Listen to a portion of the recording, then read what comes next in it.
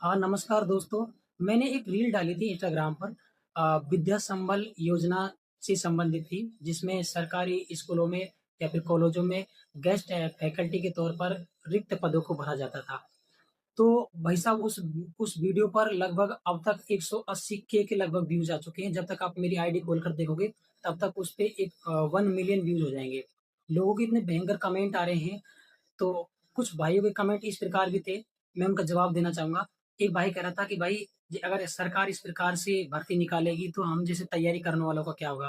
भाई मैं तो कहता हूँ इस भर्ती का विरोध कीजिए, क्योंकि ये भर्ती स्थायी नहीं है, ये अस्थायी भर्ती है और सरकार जो है वो विद्यार्थियों के साथ में छल-कपट कर रही है, तो आप इसका विरोध कीजिए।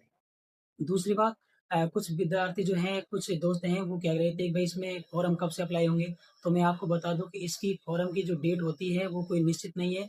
अलग-अलग जिलाओं में अलग-अलग डेट होती है और फिर दूसरी बात देखो पहले तो इसकी जो भर्ती प्रक्रिया होती थी, वो स्कूल का जो प्रिंसिपल होता है या फिर कुछ कॉलेज का जो प्राचार्य होता था, उसके अनुसार ही होती थी।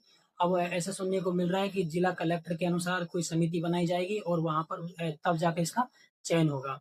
तो भाई कोई कह रहा है कि भाई इसकी एज लिमिट क्या होगी? भाई इसमें उम्र कब न कहाँ तक होगी?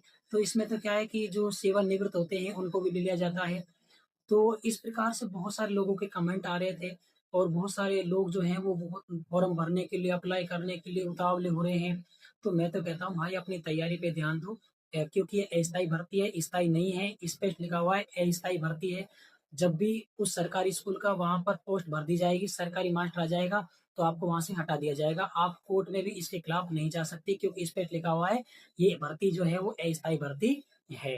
तो इसका जितना हो सके आप विरोध कीजिए और अपनी तैयारी में लगे रहिए और सरकार से निवेदन कीजिए कि जल्द से जल्द स्थायी रूप से भर्ती निकालने का प्रयास करें।